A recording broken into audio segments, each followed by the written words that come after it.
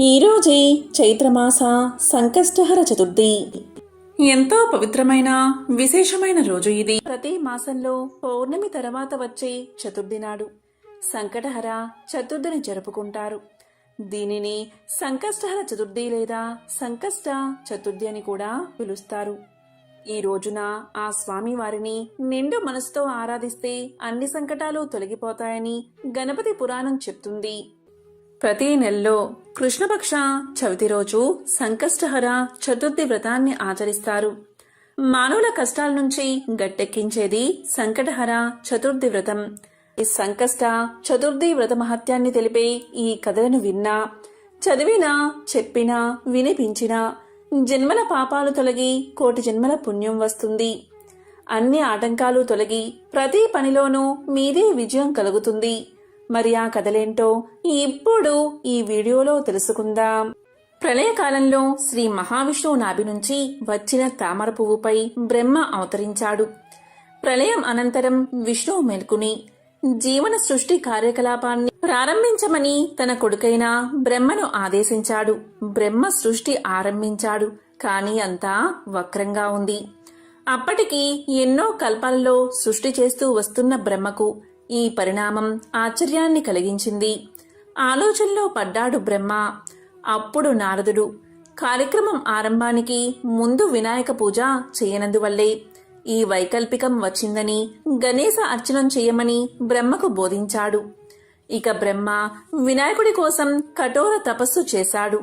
ప్రత్యక్షమైన వినాయకుడు బ్రహ్మ ఆంతర్యాన్ని గ్రహించి జ్ఞానం, క్రియలు అనే శక్తులను ఉపాసించమని బోధించాడు. బ్రహ్మ ఆ ఉపాసన చేశాడు. అప్పుడు ఆ రెండు శక్తులు సిద్ధి, బుద్ధి అనే రూపాలతో ప్రత్యక్షం అయ్యాయి. బ్రహ్మ కోరిక మేరకు వారిరువురు ఆయన కుమార్తెలుగా జన్మించారు. ఆ తరువాత బ్రహ్మ చేసిన సృష్టి సక్రమంగా కొనసాగింది. సిద్ధి, బుద్ధులు యవ్వనవతులు అయ్యారు. వారి వివాహం చెయ్యాలని బ్రహ్మ సంకల్పించాడు. ఈలోగా నారదుడు కథ నడిపి సిద్ధి, బుద్ధులు గణేశుణ్ణి కోరుతున్నారని ఆయనకు చెప్పాడు. వినాయకుడు అంగీకరించాడు. తరువాత గణేశుడు మిమ్మల్ని కోరుతున్నాడు అని సిద్ధి, బుద్ధులకు చెప్పాడు. ఇలా బ్రహ్మ సమక్షంలో వినాయకుడి పెళ్లి జరిగింది. నూతన వధూవరులను ఆశీర్వదించి నారదుడు వినాయకుడి వైపు ఆశ్చర్యంగా చూశాడు. అతని ఆంతర్యాన్ని గ్రహించిన వినాయకుడు, నారదా, మా మధ్య కలహం వస్తుందని నీవు భావించావు. ఈ సిద్ధి, బుద్ధి ఎవరో కాదు, నా ఆంతరంగిక శక్తులైన జ్ఞానము, క్రియ. అందుకే మేము మళ్లీ ఒకటయ్యాం.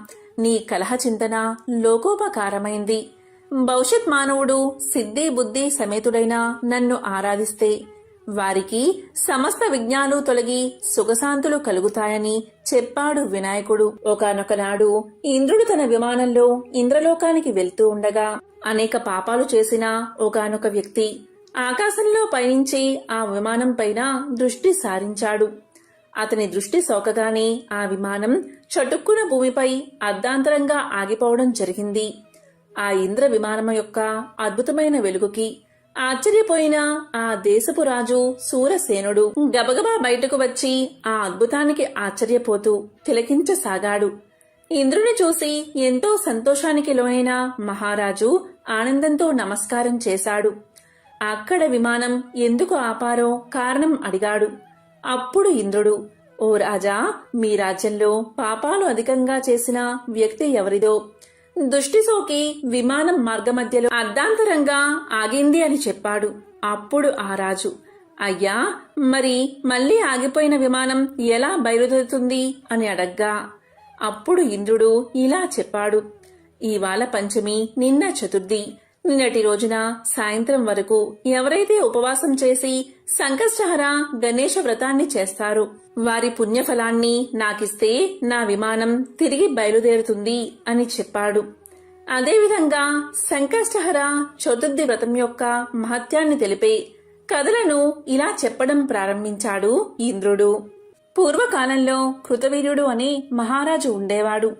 ఆ మహారాజు తన తండ్రి బ్రహ్మ ద్వారా తెలుసుకున్న సంకష్ట చతుర్థి వ్రతాన్ని తనకు కల్లో ఉపదేశించాక ఎంతో శ్రద్ధగా ఆ వ్రతాన్ని ఆచరించడమే కాకుండా ఏకాక్షర మంత్రాన్ని కూడా శ్రద్ధగా ఉపాసించాడు. కృతవీర్యుడి భక్తి ప్రపత్తులకు మెచ్చిన గజాననుడు ప్రత్యక్షమై అతనికి సంతాన భాగ్యాన్ని ప్రసాదించాడు. ఒక శుభముహూర్తంలో కృతవీర్యుడి భార్య గర్భాన్ని ధరించింది. 9 మాసాలు నిండాక ఒక పుత్రుణ్ణి ప్రసవించింది. అయితే ప్రారబ్ధవశాత్తు ఆ పిల్లవాడు 2 అందమైన తలలతో, చేతులు కాళ్ళు సరిగ్గా లేని వికృతమైన శరీరంతో జన్మించాడు. అలాంటి శిశువును చూసి మహారాణి ఎంతో కుమిలిపోయింది. అయ్యో, ఏ జన్మలో ఏ పాపం చేశానో కదా ఈనాడు నాకు ఇలాంటి వికారమైన పుత్రుడు జన్మించాడు. ఆ గజాననుడి వ్రతం చేసినా ఆయనకి మా మీద జాలి కలగలేదా? ఇలాంటి వాణ్ణి కనడం కన్నా గొడ్రాలిగా ఉండడమే మంచిది కదా. విప్రుల ఆశీర్వచనాలన్నీ అసత్యాలేనా? ఇక నేనేం చెయ్యాలి? ఈ పిల్లవాణ్ణి ఎలా పెంచాలి అని దీనంగా దుఃఖించసాగింది. రాణి ఏడుపు విని మందిరంలోకి వచ్చాడు కృతవీర్యుడు. అక్కడ రాణి పొత్తిళ్లలో వికారంగా జన్మించిన పుత్రుణ్ణి చూశాడు. ఆయన హృదయం కూడా ఎంతో చలించిపోయింది.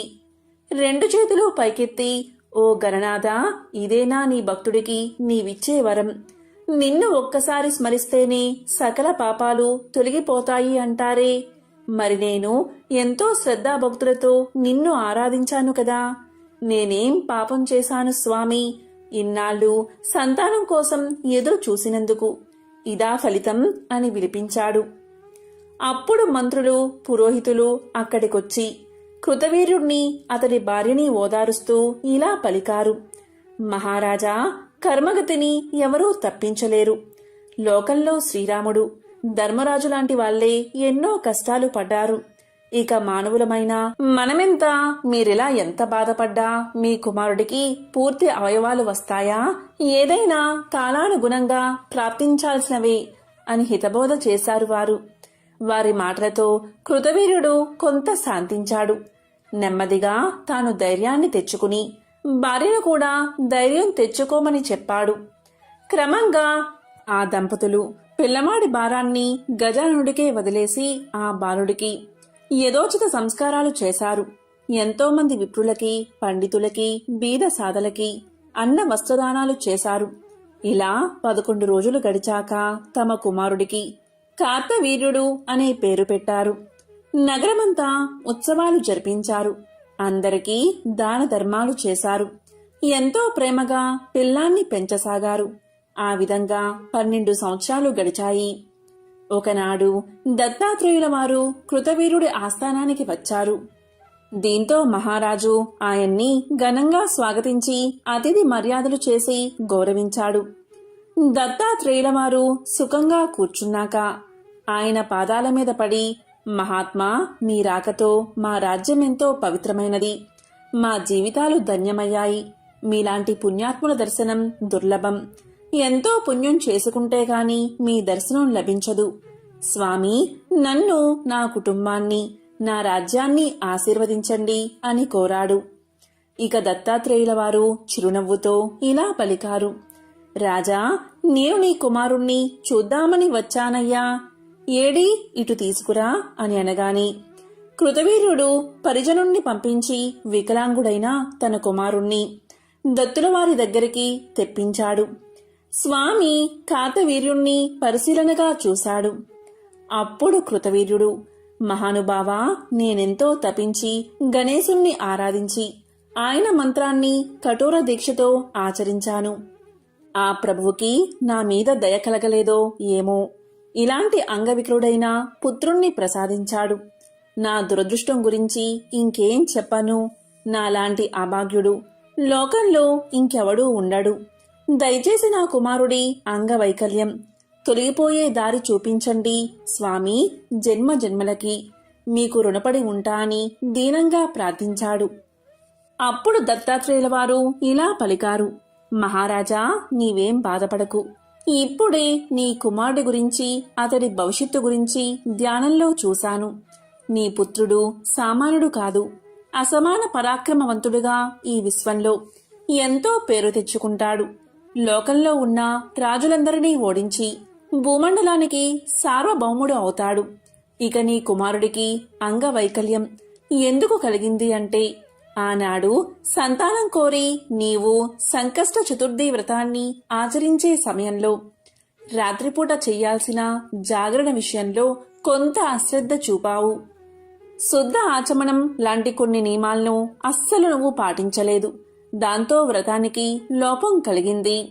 అందుకే నీకిలా అంగవిహీనమైన పుత్రుడు జన్మించాడు అని చెప్పి కృతవీర్యుడి కుమారుణ్ణి దగ్గరకు తీసుకుని అతని చెవిలో సాంగోపాగంగా గణపతి ఏకాక్షర బీజమంత్రాన్ని ఉపదేశించాడు దత్తాత్రేయుడు. నాయనా కార్తవీర్య, నేను ఉపదేశించిన ఈ దివ్య మంత్రాన్ని భక్తిగా ఉపాసించు. ఈ విధంగా ఏకభుక్తంతో 12 సంవత్సరాలు తపస్సు చేస్తే భక్తవరదుడైన గణేశుడు నీకు సాక్షాత్కరిస్తాడు. ఆ మహాదేవుడి దివ్య దృష్టి నీ మీద పడితే చాలు, నీ వికార ఆకారం పోయి దివ్య శరీరాన్ని పొందుతావు అని ఆశీర్వదించి రాజు దగ్గర వీడ్కోలు తీసుకుని వెళ్లిపోయాడు దత్తాత్రేయుడు. కార్తవీర్యుడు తండ్రి దగ్గరకు వెళ్లి, నాన్నగారు, దత్తాత్రేయుల వారు చెప్పినట్టే నేను గజానుడి కోసం తపస్సు చేస్తాను. అందుకు అవసరమైన ఏర్పాట్లు చెయ్యండి అని కోరాడు.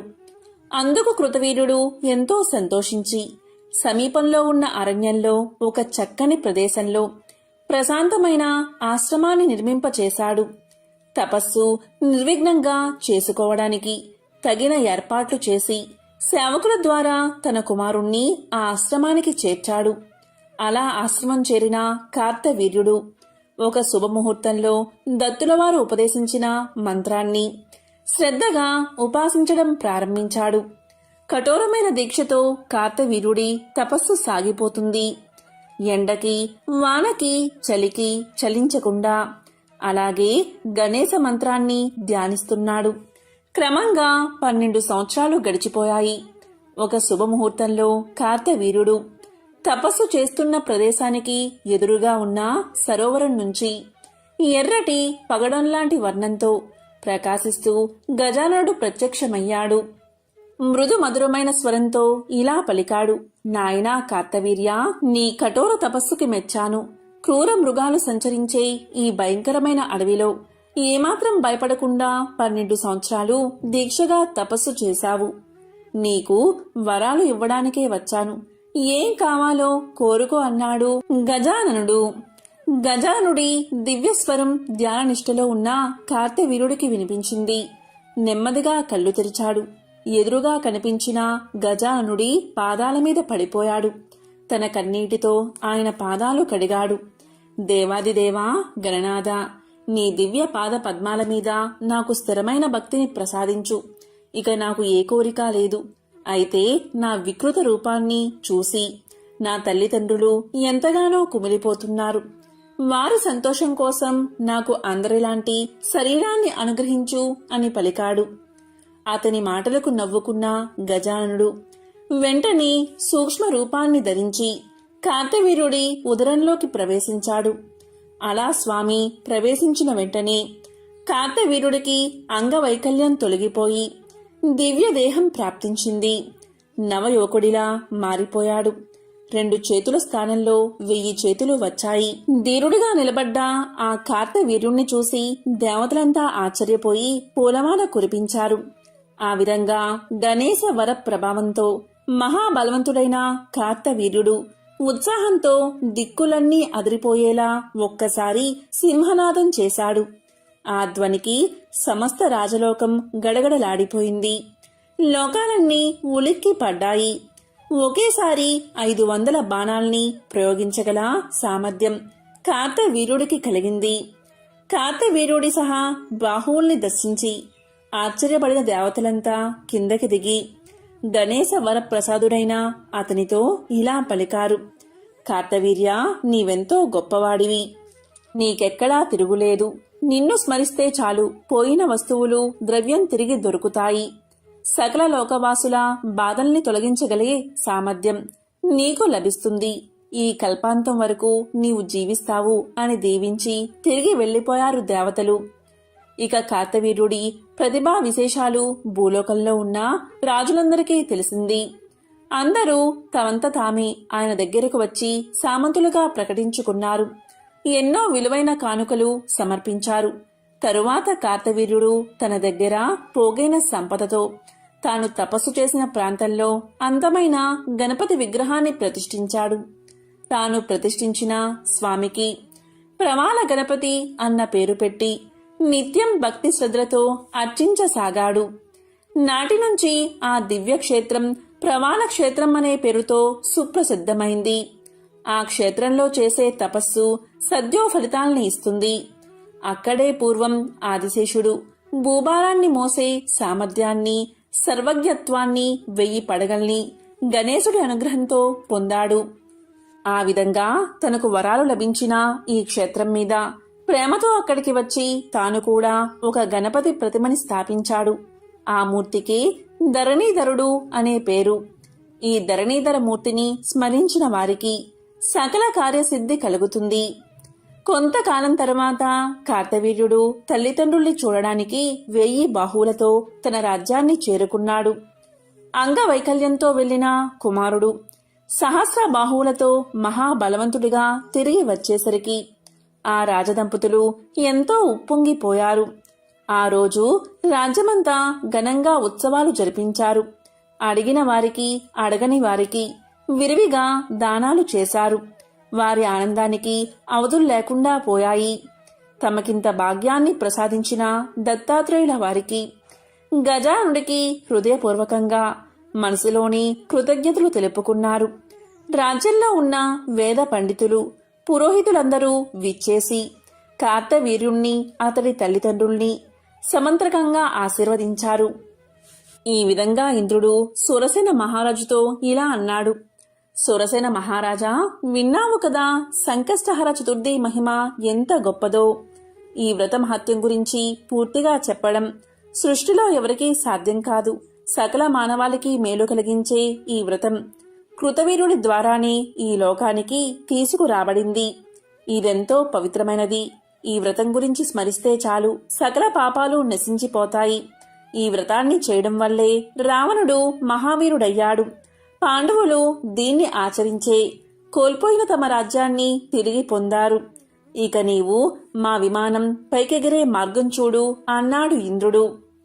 ఇంద్రుడి ద్వారా గణేశ చతుర్థి వ్రతమహత్యాన్ని విన్న సురసేన మహారాజు ఎంతో సంతోషించాడు. తన భటుల్ని పిలిచి, మీరంతా మన రాజ్యంలో నలుమూలలకి వెళ్ళండి. ఇంటింటికి వెళ్లి సంకష్ట చతుర్థి వ్రతాన్ని ఆచరించిన వాళ్ళెవరైనా ఉంటే తక్షణమే ఇక్కడికి తీసుకురండి అని ఆదేశించాడు. వెంటనే రాజభటులు నగరంలోకి వెళ్లారు. ప్రతి ఇంటికి వెళ్లి ఆ ఇంట్లో ఎవరైనా చతుర్థి వ్రతాన్ని ఆచరించారా అని విచారించసాగారు. ఆ విధంగా తిరుగుతూ ఉన్న వారి కళ్ళకి ఒక ఇంటి దగ్గర దివ్య విమానం ఆగి కనిపించింది. అది చూసి ఆశ్చర్యపోయి ఆ ఇంటి దగ్గరకు వెళ్లారు రాజభటులు. ఆ ఇంట్లో వాళ్లంతా కుష్టు వ్యాధితో పీడింపబడుతూ గాయాల నుంచి రసికారుతూ ఉన్న ఒక చండాలి స్త్రీ వారికి కనిపించింది. ఆ స్త్రీని తీసుకువెళ్లడానికే ఆ దివ్య విమానం వచ్చింది అన్న విషయాన్ని విమానం నుంచి దిగిన గణేశ దూతలు రాజభటులకు చెప్పారు. రాజభటులకి ఈ వింత ఏమిటో అర్థం కాలేదు. వారు ఇలా పలికారు, ఓ గణపతి దూతలారా, ఈ స్త్రీని చూస్తేనే చాలా వికృతంగా, జగుప్సాకరంగా ఉంది. పైగా చండాలి కూడా కదా. మరిలాంటి పాపిని తీసుకువెళ్లడానికి మీరొచ్చారేమిటి? అసలు ఈ దుస్థితి ఆమెకెలా కలిగింది? దయచేసి చెప్పండి అని ప్రార్థించారు రాజభటులు. అప్పుడు గణపతి దూతలు వారితో ఇలా పలికారు, ఓ రాజభటులారా, పూర్వం బంగాళమనే దేశంలో సారంగధరుడు అనే క్షత్రియుడు ఉండేవాడు. అతనికి ఒక కుమార్తె ఉంది. ఆమె పేరు సుందరి. ఎంతో సౌందర్యవతి. మునుల మనసుల్ని కూడా మోహింపచేసేంత అందమైనది ఆమె. అయితే ఆమె ప్రారబ్ధవశాన పెద్ద జానగా మారింది. జారత్వంతో యువకుల్ని పతితుల్ని చేస్తూ స్వేచ్ఛగా సంచరిస్తూ ఉండేది. ఇంటిని వదిలేసి ఒక వేశ్యలా నగరమంతా తిరుగుతూ కోరిన వాడితో రమిస్తూ కాలాన్ని గడిపేది. అలా విశృంఖలంగా తిరుగుతున్న సుందరి ఒకనాడు చిత్రుడు అనే యువకుణ్ణి వివాహం చేసుకుంది. వివాహమైనప్పటికీ ఆమె ప్రవర్తనలో ఏ మార్పు రాలేదు. అతన్ని కూడా మోసం చేసి అతడి ఆస్తినంతా తన విలాసాలకి ఖర్చు చేసేసింది. ఒకనాటి రాత్రి భర్త నిద్రపోతున్న సమయంలో సుందరి చక్కగా అలంకరించుకుని నెమ్మదిగా తన విటుడి దగ్గరకు బయలుదేరింది. అంతలో మెలకువ వచ్చిన చిత్రుడు తన భార్య బయటికి వెళ్తూ ఉండడం గమనించి ఆమె చెయ్యి పట్టుకుని ఆపాడు.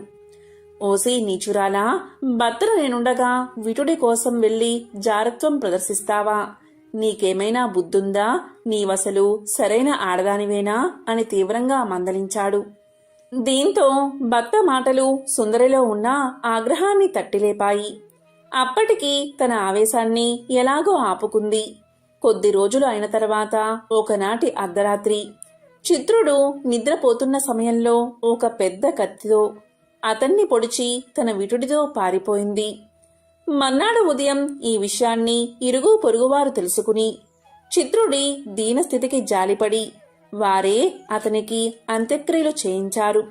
దీనంతటికీ కారకురాలైన సుందరి గురించి రాజుగారికి ఫిర్యాదు చేశారు. రాజు వెంటనే ఆమెను పట్టుకుని బంధించి తెమ్మని భటుల్ని పంపగా వారు దారి కాచి ఒకనాడు సుందరిని బంధించి రాజు ముందు నిలబెట్టారు. ఇక మహారాజు ఆమె చేసిన పాపాలకి మరణశిక్ష విధించాడు. భటులు వెంటనే దాన్ని అమలు చేశారు. సుందరి మరణించగానే యమదూతలు వచ్చి ఆమెను ఈడ్చుకుపోయి నరకలోకంలో పడేశారు. ఆ నరకంలో ఎన్నో రకాల యాతనలు పడుతూ తాను చేసిన తప్పుల్ని గుర్తు తెచ్చుకుంటూ ఎంతో దుఃఖించింది సుందరి. అలా నరకంలో ఒక కల్పాంతం వరకు శిక్షలు అనుభవించిన ఆమె తిరిగి ఒక చండాల స్త్రీగా కుష్టు వ్యాధితో మీ రాజ్యంలో జన్మించింది. ఒకనాడి చండాలి బాగా మద్యం తాగి మతి తప్పి భిక్షాటన కోసం ఇల్లిల్లు తిరుగుతూ చంద్రోదయ సమయానికి సంకష్ట చతుర్థి వ్రతం చేస్తున్న ఒకడి ఇంటి దగ్గరకు వెళ్ళింది. అక్కడ వారు పెట్టిన గణేశుడి ప్రసాదాన్ని భుజించింది. ఆ సమయంలో గణేశుణ్ణి మనసారా స్మరించింది. ఆనాడు ఈమె చేసిన పుణ్యం కారణంగాని గణేశ లోకానికి వెళ్లే అర్హత సంపాదించుకుంది. అందుకే ఈమెని సశరీరంగా తీసుకువెళ్లడానికి వచ్చాం అన్నారు గణేశ దూతలు. ఈ కథనంతా విన్న రాజభటులు తమ రాజు తమని ఎందుకు పంపింది, ఇంద్రుడి విమానం ఎలా కూలిపోయిందో, అది తిరిగి పైకి లేవాలంటే ఏం చెయ్యాలి అన్న విషయాన్ని మొత్తం గణపతి దూతలకు చెప్పి, ఓ గణేశ దూతలారా, మా ప్రభువు ఇంద్రుల వారికి మాటిచ్చాడు. ఇంద్రుడు కూడా దేవలోక ప్రభువే కదా. మీరు దయతలచి ఈ చండాల్ని మాతో పంపిస్తే ఈమె చేత చతుర్థి వ్రత దర్శనం ద్వారా ఆమెకు లభించిన పుణ్యాన్ని దారపోయించి ఇంద్రుడి విమానాన్ని తిరిగి వెళ్లిపోయేలా చేస్తాం. దయచేసి మా మాట మన్నించండి అని కోరారు. అప్పుడు గణపతి దూతలు ఇలా పలికారు, ఓ రాజభటులారా, ఈమెను మీతో పంపడం కుదరదు. అందుకు మా ప్రభువు అనుమతి లేదు. ఇక మీరు వెళ్ళొచ్చు అంటూ ఆ చండాల స్త్రీని నెమ్మదిగా తమ విమానం ఎక్కించారు. విమానం ఎక్కడంతోటి ఆమెకి దివ్య శరీరం ప్రాప్తించింది. మంగళనాదాలు వినిపిస్తూ ఉండగా గణేశ దూతలు ఆమెతో సహా గణపతి లోకానికి బయలుదేరారు. ఈ విషయాన్ని పరుగున వెళ్లి సూరసేనుడికి చెప్పారు భటులు. అంతలో గణపతి లోకానికి వెళ్తున్న విమానం నలువైపులా దివ్య కాంతుల్ని వెదజల్లుతూ నింగిలోకి ప్రయాణిస్తూ వారికి కనిపించింది. ఆ విమానంలోంచి దివ్య రూపాన్ని ధరించిన చండాలి ఒక్కసారి కిందకి చూసింది. ఆమె దివ్య దృష్టి ఇంద్రుడి విమానం మీద పడింది. అంతే, ఆమె పుణ్య ప్రభావంతో ఇంద్రుడి విమానం పైకి లేచింది. ఈ దృశ్యాన్ని చూసి అందరూ ఆశ్చర్యపోయారు. ఇక సూరసేనుడు ఇంద్రుడికి వీడ్కోలు చెప్పి ఈ వింతను తలుచుకుంటూ అంతఃపురానికి వెళ్లిపోగా దివ్య శరీరాన్ని ధరించిన చండాలి గణపతి లోకాన్ని చేరుకుంది. ఇంద్రుడి ద్వారా సంకష్ట చతుర్థి గొప్పతనాన్ని విన్న సూరసేనుడికి తాను కూడా ఆ దివ్య వ్రతాన్ని చేసి గణేశుడి అనుగ్రహం పొందాలి అన్న సంకల్పం కలిగింది.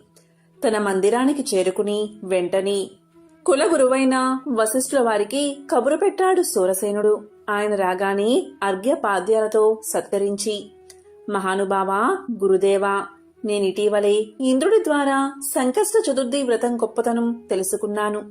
దయచేసి తమరు మంచి ముహూర్తం నిర్ణయించండి. నాక్కూడా ఆ వ్రతాన్ని చెయ్యాలని ఉంది అని కోరాడు సూరసేనుడు. వశిష్ఠుడు ప్రశాంతంగా ఇలా పలికాడు, మహారాజా, వచ్చే మాఘమాసంలో బహుళ పక్షంలో వచ్చే చతుర్థి ఎంతో విశేషమైనది. ఎందుకంటే ఆ రోజు మంగళవారం కూడా కలిసి వచ్చింది. ఆ రోజు కనుక నీవు వ్రతాన్ని చేస్తే నీవనుకున్న సంకల్పాలన్నీ నెరవేరతాయి అని చెప్పి ఆశీర్వదించి వెళ్లిపోయాడు. ఇక సూరసేనుడు వశిష్ఠుడు చెప్పినట్లుగానే మాఘమాస కృష్ణపక్ష అంగారక చతుర్థి నాడు సకల సంబారాలతో అత్యంత వైభవంగా సంకష్టహర చతుర్థి వ్రతాన్ని ఆచరించాడు. వ్రతం తర్వాత యథావిధిగా విప్రులకి భోజ తాంబూలాల్ని దక్షిణ్ణి సమర్పించి వారిద్దరినీ సంతృప్తిపరిచాడు. గణపతికి చంద్రుడికి అర్ఘ్యాలు ఇచ్చి విప్రులందరి భోజనాలు ముగిశాక తాను బంధుమిత్రులతో కలిసి భోజనం చేశాడు. ఆ సందర్భంగా 10,000 గోవుల్ని దానం చేశాడు. ఆ రాత్రంతా వినాయక వ్రత కథల్ని, చతుర్థి వ్రత మహత్యం గురించి వింటూ తెల్లవారు గణేశ భజనతో జాగారం చేశాడు. మర్నాడు ఉదయం యథావిధిగా గణపతికి షోడశోపచార పూజ చేసి తాను పూజించిన బంగారు గణపతి ప్రతిమని ఎర్రటి పట్టు వస్త్రంతో సహా కులగురువైన వశిష్ఠుల వారికి వాయనం ఇచ్చాడు. ఈ విధంగా శాస్త్రోక్తంగా వ్రతాన్ని ఆచరించడంతో గణపతి సంతోషించి అతని కోసం దివ్య విమానాన్ని పంపించాడు. విమానం సరాసరి వచ్చి సూరసేనుడి ముందు ఆగింది. అందులోంచి దిగిన గణపతి దూతలు, సూరసేన, నీ పుణ్యం ఫలించింది. గజాననుడు నిన్ను సశరీరంగా తన దగ్గరకు తీసుకురమ్మని మమ్మల్ని పంపించాడు అని అన్నారు. వారి మాటలు వినగానే సూరసేనుడికి ఆనందంతో నోట మాట రాలేదు. గణేశుడి అనుగ్రహానికి మురిసిపోయాడు. ఓ గణనాథ దూతలారా, ఈ రోజు నా జన్మ ధన్యమైనది.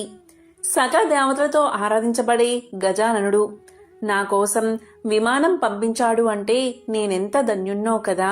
అయ్యా, నాదొక చిన్న విన్నపం. నా ప్రజలు నాకు కన్న బిడ్డల్లాంటి వాళ్ళు కూడా నన్ను కన్న తండ్రిలా భావిస్తారు. నాకేదైనా చిన్న కష్టం వస్తే తల్లడిల్లిపోతారు. నా కోసం నిద్రాహారాలు మాని ఉపవాసం ఉంటారు. అలాంటి నా ప్రజల్ని వదిలేసి నేనొక్కడ్నే మీతో రావడం ధర్మం కాదు. దయచేసి వారిని కూడా నాతో వచ్చేందుకు అనుమతించండి అని కోరాడు సూరసేన మహారాజు.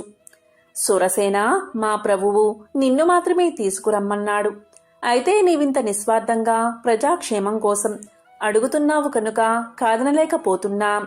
మా ప్రభువు ఆగ్రహిస్తే సహిస్తామని చెప్పి అతనితో పాటు రాజ్యంలోని ప్రజల్ని కూడా విమానం ఎక్కించారు. అది సామాన్యమైన విమానం కాదు. ఎంతమంది ఎక్కినా మరొకరికి చోటు సరిపోయే దివ్య విమానం. గణపతిలోక విమానాన్ని ఎక్కగానే అందరికీ దివ్య శరీరాలు వచ్చేశాయి. అందమైన వస్త్రాల్ని, ఆభరణాల్ని పొందిన వారంతా ఆహా, ఏమి మా భాగ్యం అని పొంగిపోయారు. ఇదంతా మన మహారాజుగారి దయే, అందుకే మనకి భాగ్యం పట్టింది అని ఉప్పొంగిపోతూ సూరసేనుణ్ణి గొప్పగా కొనియాడారు. ఆ సమయంలో గణపతి దూతలు విమానాన్ని పైకి లేపడానికి ప్రయత్నించారు. అయితే అది నేల మీద నుంచి 1 అంగుళం కూడా పైకి లేవలేదు. కారణం ఏమిటా అని విమానమంతా పరిశీలించగా అందులోకి ఒక కుష్ఠరోగి ఎక్కాడు. అప్పుడు ప్రజలంతా రాజుతో, మహారాజా, ఆ రోగిని దింపేస్తే విమానం పైకి ఎగురుతుంది. మీరు అనుమతి ఇస్తే దింపేస్తామని అభ్యర్థించారు. గణపతి దూతలు కూడా అది నిజమేనని చెప్పి కుష్ఠరోగిని దింపాలని ప్రయత్నం చేశారు. అప్పుడు సూరసేనుడు ఇలా పలికాడు. గణనాథుడి దూతలతో ఇలా అన్నాడు, ఈ దీనుణ్ణి వదిలి నేను మీతో రాలేను. దయచేసి మీరంతా మా ఇద్దరినీ వదిలేసి వెళ్ళిపోండి. లేదా ఈ కుష్ఠరోగి ఎవరు, అతడికి రోగం ఎందుకొచ్చింది, ఏం చేస్తే అది తొలగిపోతుంది అన్న విషయాలు చెప్పి పుణ్యం కట్టుకోండి అని ప్రార్థించాడు. ఇక సూరసేనుడి అభ్యర్థన విన్న గణపతి దూతలు అతడి ధర్మగుణానికి మెచ్చుకుని విమానంలోని కుష్ఠు వ్యాధిగ్రస్తుడి వృత్తాంతాన్ని ఇలా వివరించారు. ఓ మహారాజా, ఈ వ్యాధిగ్రస్తుడు పూర్వజన్మలో గౌడ దేశంలోని ఒక నగరంలో ఉత్తమ కులంలో జన్మించాడు. అతని తల్లి పేరు సాకిని, తండ్రి దుర్వాడు అనేవాడు. లేకలేక కలిగిన తమ బిడ్డకి బుధుడు అనే పేరు పెట్టుకున్నారు. ఒక్కగానొక్క పుత్రుడు అవడంతో ఆ తల్లిదండ్రులు అతన్ని ఎంతో గారాబంగా పెంచారు. అతి గారాబం వల్ల బుధుడు దుర్వ్యసనాలకు లోనయ్యాడు. యుక్త వయసు రాగానే అతనికి సావిత్రి అనే అందమైన కన్యతో వివాహం జరిపించారు. వివాహం జరిగినప్పటికీ బుధుడి ప్రవర్తనలో మార్పు రాలేదు. వేశ్యాలోలుడై భార్యని వదిలేసి ఆమెతోనే కాలం గడుపుతున్నాడు. ఒకనాడు ఇంట్లో ఉన్న ఆభరణాలన్నీ తీసుకుపోయి వేసుతో సహా ఎటో వెళ్లిపోయాడు. కడుపు తీపి చంపుకోలేక ఆ దంపతులిద్దరూ కొడుకు కోసం నగరమంతా వెతకడం ప్రారంభించారు. దారిన పోయే వాళ్ళందరినీ అడుగుతూ తిండి తిప్పలు మాని పిచ్చివాళ్ళలా తిరుగుతున్నారు. ఒకనాడు వారికి దారిలో భీముడు అనేవాడు ఎదురై, అయ్యా, నా పేరు భీముడు. మీరు మీ కుమారుడు బుధుడు నాకు తెలుసు. వాడిప్పుడు ఒక వేసవల్లో చిక్కుకుపోయాడు. అందరినీ వదిలేసి ఆమెతోనే జీవిస్తున్నాడు. అలాంటి వాడి గురించి మీరెందుకు బాధపడుతున్నారు? మీరిలా తిరగడం వ్యర్థం. ఇంటికి వెళ్ళిపోండి. వాడు మీతో రానేరాడు అని చెప్పాడు. ఆ మాటలు వినగానే దూరుడికి ఆగ్రహం వచ్చింది. భార్యని ఇంటికి పంపించి ఆ వేశ్యాగృహం ఎక్కడుందో తెలుసుకుని అక్కడికి వెళ్ళాడు. లోపలికి వెళ్లి చూసేసరికి బుధుడు హాయిగా వేశ్యతో కలిసి మద్యం సేవిస్తూ సరస సల్లాపాలు ఆడుతున్నాడు.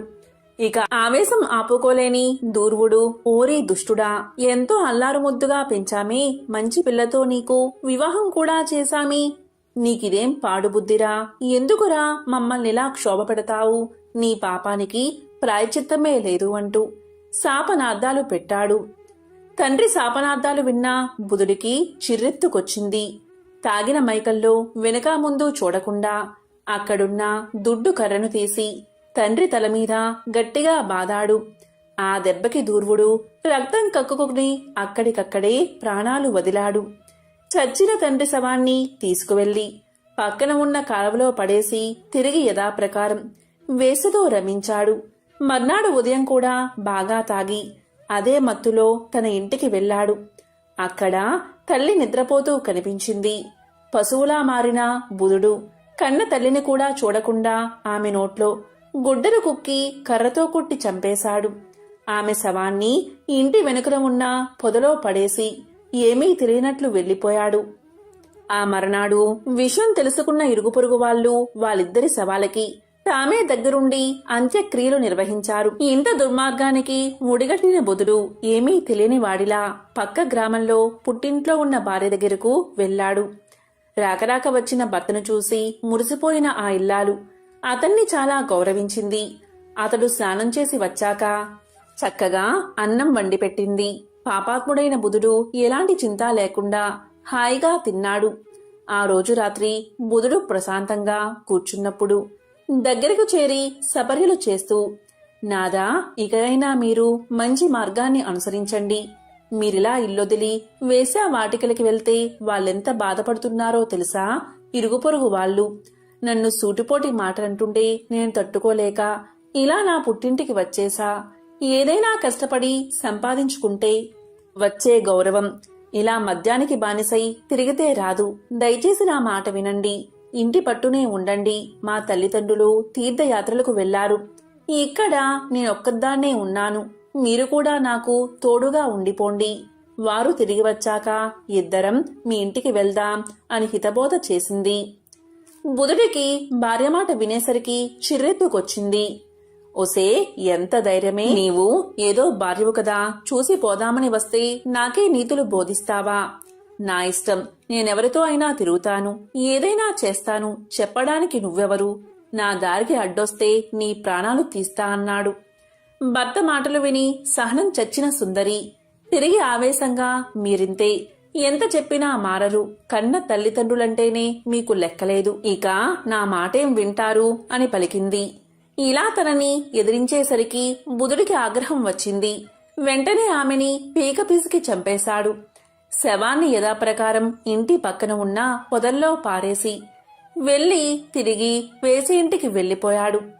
ఇలా పరమ దుర్మార్గుడైన బుధుడు వేసతో కలిసి ఎలాంటి పాపభీతి లేకుండా కాలం గడుపుతున్నాడు. కర్మకాలివాడు ఒకరోజు సమీపంలోని అడవికి వెళ్లాడు. అక్కడ కాలనాభుడు అనే మహర్షి ఆశ్రమం కనిపించింది. లోపలికి వెళ్లిన బుధుడికి అక్కడ పూలు కోసుకుంటున్న ఋషిపత్ని కనిపించింది. ఆ సమయంలో అనుష్ఠానం కోసం కాలనాభుడు పక్కనే ఉన్న నదీ తీరానికి వెళ్ళాడు. బుధుడు చుట్టూ చూశాడు. ఎవరూ లేరు. అదే సమయమని గ్రహించి ఋషిపత్నిని బలాత్కారం చేశాడు.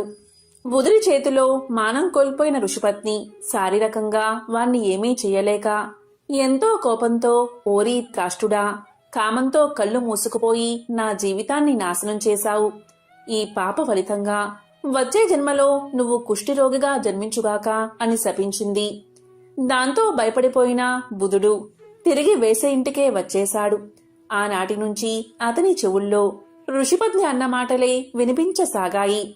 వచ్చే జన్మలో కుష్టి వ్యాధిగ్రస్తుడిగా పుడతాను అన్న దిగులతో మంచం పట్టి కొన్నాళ్లకు చనిపోయాడు. ఇక యమదూతలు వచ్చి అతన్ని నరకానికి తీసుకుపోయి అత్యంత భయంకరమైన శిక్షల్ని అనుభవించేలా చేశారు. అక్కడొక కల్పం పాటు నానాయాతలు అనుభవించి ఈ జన్మలో ఇదిగో ఇలా కుష్ఠవ్యాధిగ్రస్తుడిగా జన్మించాడు అని పలికారు గణేశ దూతలు. ఇదంతా విన్నా సూరసేనుడికి ఎంతో ఆశ్చర్యం కలిగింది. దూతలారా, దయచేసి నా మాట మన్నించండి. ఈ దౌర్భాగ్యుడి పాపానికి తగిన పరిహారాన్ని చెప్పండి. ఎందుకంటే మనం ఇతల్ని వదిలేసి వెళితే ఒక్కడైపోతాడు అని ప్రాధేయపడ్డాడు. ఇతరుల్ని కూడా తరింప చెయ్యాలి అనే త్యాగబుద్ధి కలిగిన రాజు మాటలకి కరిగిపోయిన గణేశ దూతలు, రాజా, నీ మాట కాదనలేక పోతున్నా.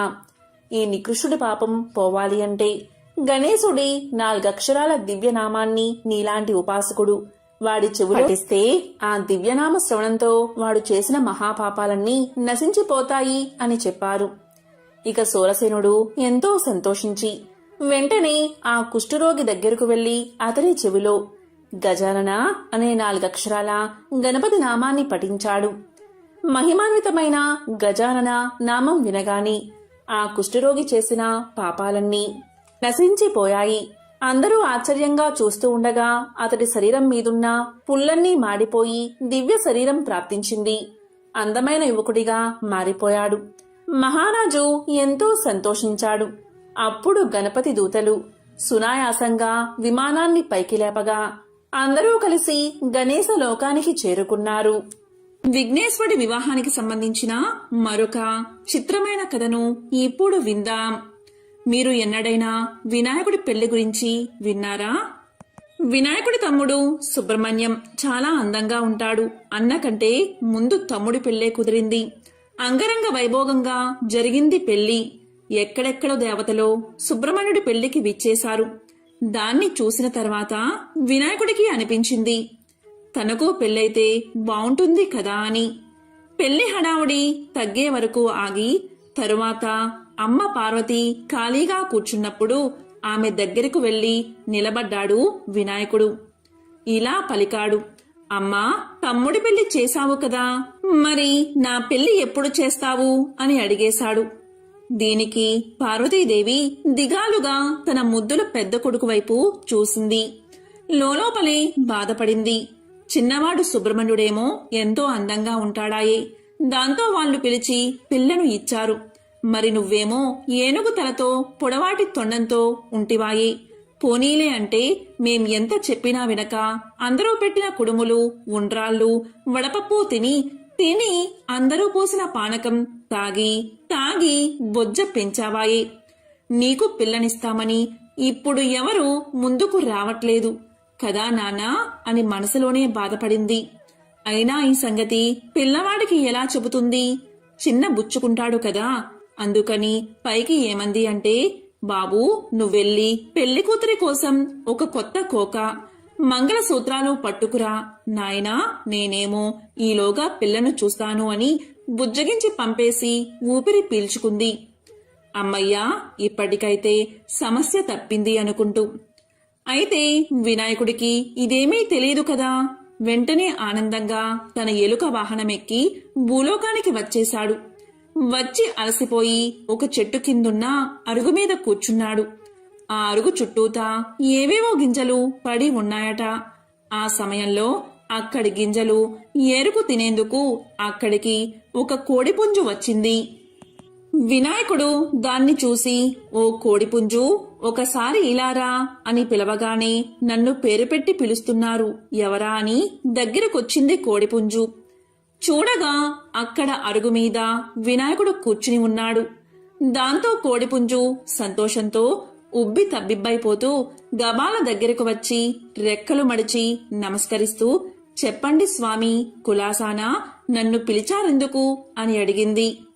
అప్పుడు వినాయకుడు ఇలా అన్నాడు, ఓహో కోడిపుంజు, నీ రెక్కలు ఎంత అందంగా ఉన్నాయి, నీ జుట్టు కిరీటంలాగా ఎంత బావుంది, నువ్వు చెప్పిన పనల్లా చాలా చక్కగా చేస్తావని, సమయపాలన అంటే ఏమిటో నీ నుండే నేర్చుకోవాలని అందరూ చెబుతుంటారు.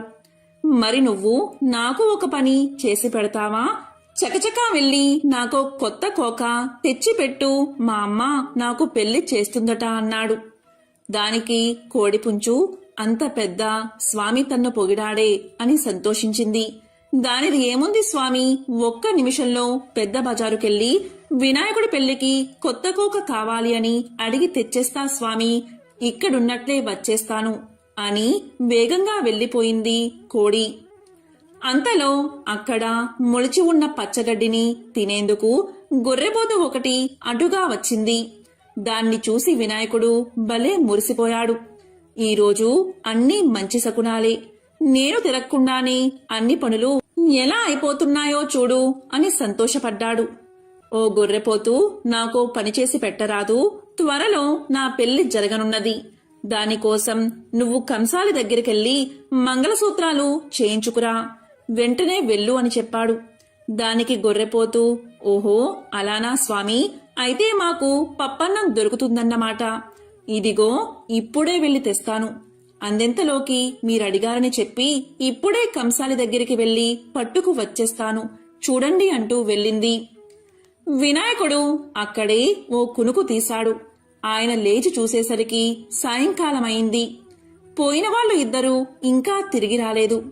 ఇక దాంతో వినాయకుడే మెల్లిగా ఎలుక వాహనం ఎక్కి బయలుదేరాడు.